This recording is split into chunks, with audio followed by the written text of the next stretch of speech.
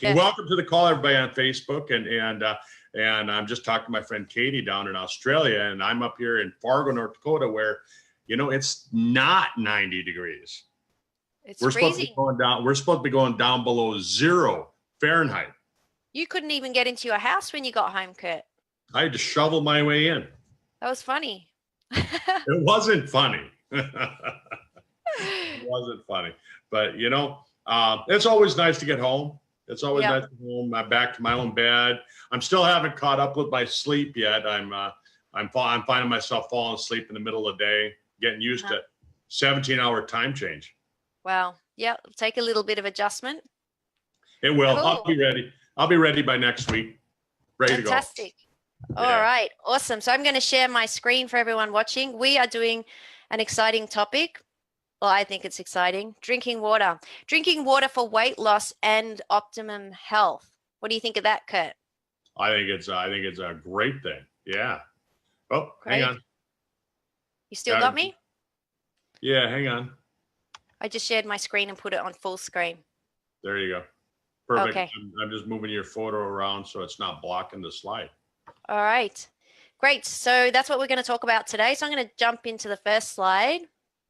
So obviously there's many benefits to drinking water aside from it being essential for life. It can help to accelerate weight loss and make your skin look healthier and younger.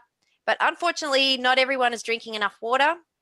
And there's an interesting statistic here that they found that the second most popular beverage behind the US is actually water, that sugary drinks is number 1. What do you think of that, couldn't believe that when I read that on that slide, Katie. The second most popular beverage is water? Yeah. Shoot. I never knew that. Yep. So actually people prefer sugary drink than water. So yeah, really interesting. This is another interesting slide just to give people a bit of perspective on things, particularly when it comes to water. They say that as you get older, you have a reduced thirst sensation, which obviously if you're not feeling as thirsty, that's going to decrease your fluid consumption. This obviously can cause a lot of problems, and it's harder for older people to then rehydrate themselves. And so like this little diagram here, Curt, we've got a guy that's 30 years old, weighs 70 kilos, and they're saying that his body is made up of 41 liters of water. And the guy that is 70 years old, and he also weighs 70 kilos, but quite a bit shorter, his body's made up of 35 liters of water. What do you think of that? It's crazy. But we were taught in school that as you age, you actually get shorter, and that's a lot of it is due to the water loss actually in the disc material, the little discs between your vertebrae. Yeah, so that's got to do with height, I guess, but this particular diagram showing difference in liters in the body, isn't it? So, but I mean, does it have to be that way, Curt? Does it have to be that when you get older, you diminish in water? What if you were conscious about it and very mindful and kept drinking the water? Could you keep your water hydration up higher than a normal average 70-year-old? You bet. I mean, look at the slide, like you have written there, the elderly often experience reduced thirst sensation. And so they're not consuming as much fluid. So if you actually start, if you stay on track, drinking enough water, of course you're going to have better hydration, and you're also going to help reduce the chances of having kidney problems, which kidney problems is quite prevalent in the elderly as well. Definitely. So that's really interesting. So drinking water can help you lose weight. It's one of the easiest things you can do, although it seems not so easy for some people. But I bet those aren't really her pants. No, I don't think so. She's probably just a model for this shot. But it caught your attention. Yes.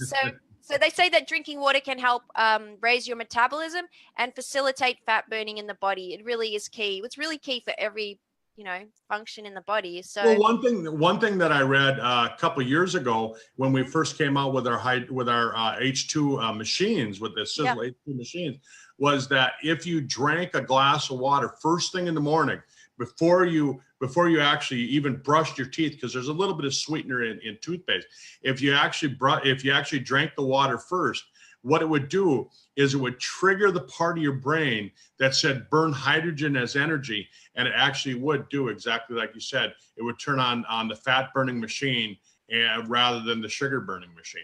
Wow. Well, you know, Kurt's, I don't know if anyone can see. So this, I've got a water bottle here, and that's 500 mils. And first thing I do when I wake up, I fill it up. I stick in my H2 stick, give it a shake, wait 10 minutes, and then I drink the whole thing. Did your pants used to look like that? No.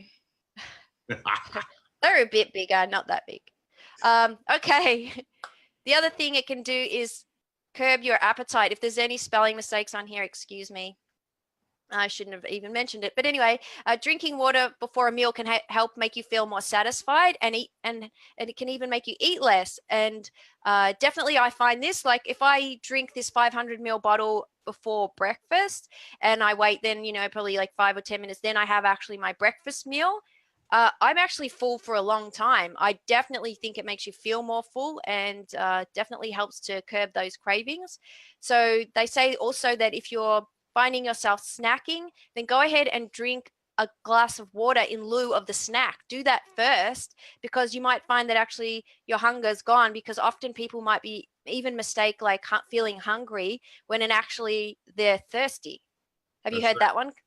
Yeah, you know, one of the things that I'll share here, Katie, is think about like this, is that, you know, if your body's craving water, a lot of times people, they'll feel that craving, but they don't understand what their brain is actually sending. They don't understand the message that the brain is sending. And so what they do is they go and eat, thinking that their brain is saying eat, that they're hungry, when really it's saying drink, you're thirsty. Yeah. Definitely. So I love this tip on this slide, Curt, because I always suggest to people to like fill up a jug or have their water bottle with them throughout the day. But this slide actually suggests to drink 500 mils or a 16 ounce of water before you eat a meal. So then if you do that 3 times a day, now you know that you've had 1.5 liters of water. I find drinking 500 mils of water pretty easy to do in one go. Obviously, if you've eaten a meal, your tummy's full, that's going to be quite difficult. But if you're hungry and you haven't eaten, I don't think it's that hard. What do you think? Can you actually do it? I heard you say that you couldn't. Oh, I can. I do like before breakfast and usually before lunch. But during the meal, yeah, I'll definitely drink 16 ounces or more. But it's just to drink, just go grab a glass of water. A lot of times, to just drink it down quickly. I have trouble with that. Really? Yeah. Okay. All right, let's check out the next one. So another way that it can help you with weight loss, it can improve your performance during exercise. Obviously, this is really critical because, you know, weight loss goes hand in hand with exercise. And, you know, if you can really enhance your performance and make it easier to work out, you find it more enjoyable, then that's going to encourage you. So they say that when you start exercising, you know, you'll obviously start to lose water. And they say that even a loss of 2% of fluids can have a noticeable effect on your athletic abilities. Wow. Yeah, not much, 2%. So I read that 2% you're starting to become slightly dehydrated. So it doesn't take much. Not much at all. 2%. That's hardly at all. No, yeah. Right. And the next one, we've got brain health. So your brain is made up of a lot of water. It's highly sensitive to dehydration. Studies have shown that even mild dehydration can have an adverse effect on memory and feelings and anxiety. Another study shows that loss of fluids after exercising can increase the likelihood of headaches. And as we mentioned on the slide before, we said about 2%, but it says 1 to 3% loss of fluids can happen with just normal activities, not even exercising. So like I'm sitting here now, it's like 32 degrees in here. I can feel myself sweating a bit. And I'm sure I'm losing lots of fluid. I'm actually feeling a bit thirsty. And now that we're talking about water, I want to have a drink. You can have a drink. I don't care. Okay. Well, the next slide, constipation. This is a big one. A lot of people at some stage or another probably suffer from it.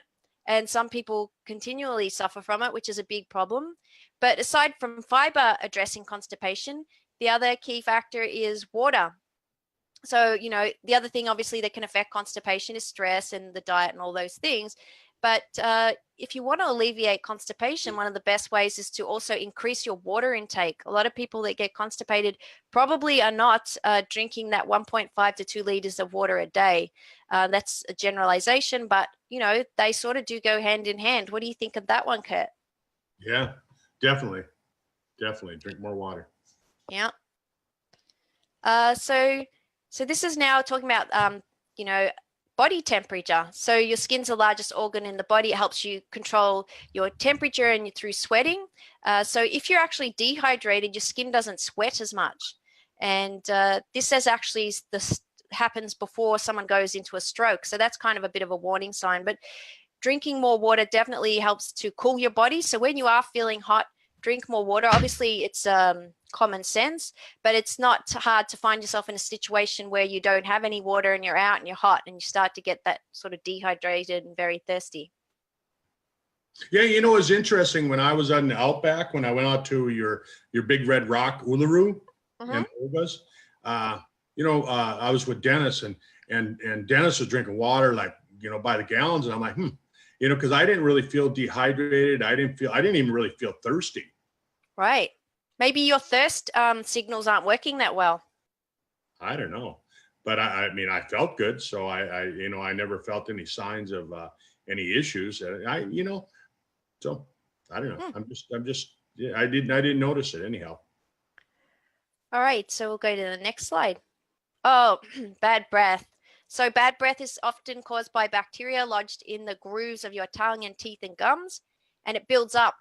And it has volatile sulfur compounds in it, which actually causes the smell. And so that's why your mouth is like dry when you first wake up in the morning, because there's lack of saliva in there and you aren't able to kind of rinse it out because your mouth is dry, which is obviously why you might hear someone say, oh, morning breath. And that's why. And so that people who do tend to have bad breath, if they increase their water, that can really facilitate, may even eliminate the problem altogether. So it's another reason you want to stay hydrated, is so that you know your breath smells nice. There you go. Yeah. I actually noticed this quite a bit on some people. Yeah. Do you tell them? Do you tell them? No, I'm not going to tell them. But I actually feel like saying, hey, do you want to have a glass of water? Well, you don't say you want a breath mint? No. That's not the solution. The solution is to drink more water. Here's some Sisel Terminator. You might want to use it. Yeah. Okay, the other great thing about drinking water and increasing your water is it's going to stop you from drinking other things. Like you're going to get thirsty, so you might reach for a fruit juice, or, you know, an energy drink or some soft drink or any type of thing like that. They're loaded full of sugar and calories, and you really don't want that. So if you're drinking more water, you're going to feel more hydrated, and therefore you will reduce your calorie intake too. So that will help your weight loss significantly. And in fact, I even recommend, if someone is starting on a weight loss journey, to really make a conscious effort to completely switch to water only. Obviously, if you're going to have your H2 sticks or other things like that, sure, that's great. But, you know, if you can make that change, you'll find you really will significantly cut your calorie intake. Perfect. Yeah. Okay, flushing out toxins. So most people know that the kidneys, and Curt, you just touched on this before. So the kidneys remove waste products from the body, and these waste products and excess fluid are removed through the urine. So, you know, when you become dehydrated or you're not drinking enough, the urine actually becomes a lot darker in color. So really what we want to see is like light color when you're going to the toilet. And this is really critical because that's what's flushing out the toxins out of your body. That's, you know, one of the main mechanisms your body uses. So you definitely want to facilitate that. And even more so, Curt, I'm going to jump in and add here. And I always say this, if people are taking the age pill, they definitely want to make sure they're having sufficient water, because one of the things the age pill does is actually help with that lipofusion and glycation. And so it's actually removing extra excess, you know, build up. And so now you really want to help to facilitate it with that water coming into the body. Yeah. That's right. You know, going back to the drinking the sugary products and the sodas, I heard, you know, and I might have my numbers off by a little bit, but for every can of soda that you drink, you have to consume 36 fluid ounces of water to balance out the pH after you drank that can of soda. Oh yeah, and I'm glad you mentioned that, because the other thing I've noticed before, and I think one of the things that kind of puts me off sugary things is it actually makes me feel thirsty. When I have something sugary, I actually feel, oh, I need some water. And particularly like with, I never really got into like sugary soft drinks, but when I did have one, I would notice that I felt more thirsty. So yeah, if you are having those sort of things like what you said, Curt, you need to counterbalance them with extra water. That's right. Yeah. And so it also mentions too that perhaps, those toxins build up in your body can affect your skin and acne and things like that. So that's another reason that you want to flush everything out. Kidney stones. So I don't know for anyone who's watching the recording or if you're watching us live. So one of the biggest factors for kidney stone or creating kidney stones in the body is not having enough hydration. So not enough water obviously is key. I even went to a hospital one day. I was doing a meeting and I was speaking to two urologists, and they were kind of standing around, and they just said, hands down, the biggest problem is people are just getting dehydrated. They said, I think they said something like 10% of people, like it's a genetic thing, like a child or something like that. But he said the large majority, Curt, he said the large majority are men who like drinking beer and coffee and just don't drink much water. I can believe it. And it pulls, Yep. One of the other myths of kidney stones, people think that those kidney stones are from the calcium in their diet. It's actually from the calcium in their bone.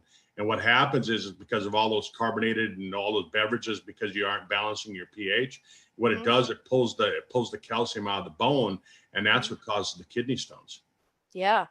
Well, I mean, I've never had it happen, and I'm not planning on ever having kidney stones. Do everything I can to prevent that. But I'm sure that anyone who's watching, or if you have had it or know of someone that had it, apparently it's like unbelievably painful. So yeah, so you definitely want to keep your water intake up, stay hydrated. That's right. Okay, this is another one too that's related to water intake. So gout, dehydration has been identified as a possible trigger for acute gout attacks, and drinking half a gallon of water a day may keep gout attacks away, researchers said. They found through an online survey that when people drank 8 ounces of water, that they experienced a 48% reduction in gout attacks. So, again, another unwanted health issue or problem.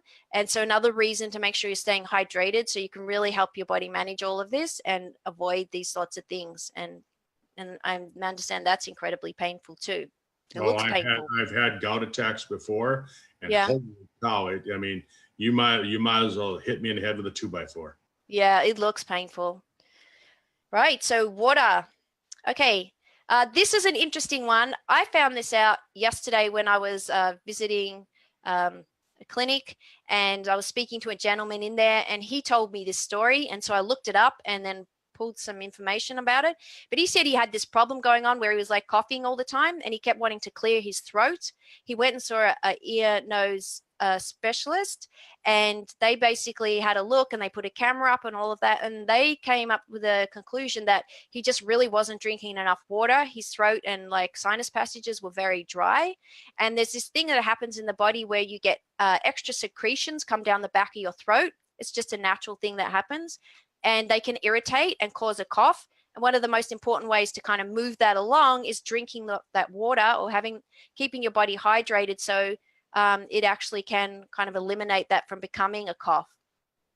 So this is a good suggestion for someone if they are having a problem with a cough. They can try this. Obviously, it makes sense too if you're sick and you've got the flu or something like that. You tend to want to drink more water too, because it kind of helps to manage it a lot better. So that was a really interesting story that he told me. And now he carries a water bottle with him. He was sitting there and he had his water bottle, and that was the story. And I said, isn't this funny? You told me this story. And I said, I'm doing a talk on this tomorrow. Perfect. Yeah. Things happen for a reason. Absolutely. And so, Curt, I really wanted to hand this one to you because I couldn't help myself but to add this in as a closing slide, because, we've got these fantastic H2 sticks out. They're awesome. People are getting great results.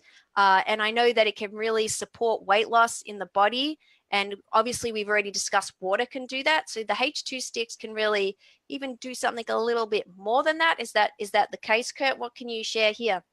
You bet. Well, you know, pretty simple. Just think about it like this. What is H2 water? For those of you that aren't familiar with it, it's taking the ingredients that are already in the water. We're not adding anything to the water. We're taking the ingredients, which is the hydrogen and the oxygen, H2O, right? We're splitting that, and we're putting the hydrogen and oxygen back in the water. So obviously, when you have more hydrogen, what it's going to do is it's going to give you more energy. When you have more energy, you're going to burn more fat. You're going to burn more of that stored energy as fuel in your body. So that's one of the benefits of the H2 water. The other thing is that what about all that extra oxygen? Well, the oxygen is going to go in and it's going to super oxygenate all of your cells, and it's going to make them so they work more efficiently, which is going to make it so that you're going to crave less sugar. So that's my thoughts on hydrogen water with weight loss. Fantastic. Yep. And so it's really made me want to go have some H2 water now. There you go. I'm going to have one right after this. Good. Well, that actually concludes our talk for today. That was the last slide. So hopefully you got some good tips out of there, some gentle reminders, and hopefully that brings value to your day, your week, and year. Is there anything you want to say in closing before we finish up, Curt? I'll just say that the benefits of the hydrogen water are just, there's so many different benefits to it. Scientists are saying that in the next 10 years that we're going to see that doctors are actually going to start prescribing it. So let's get ahead of that game and start recommending it now. Excellent. Thank you.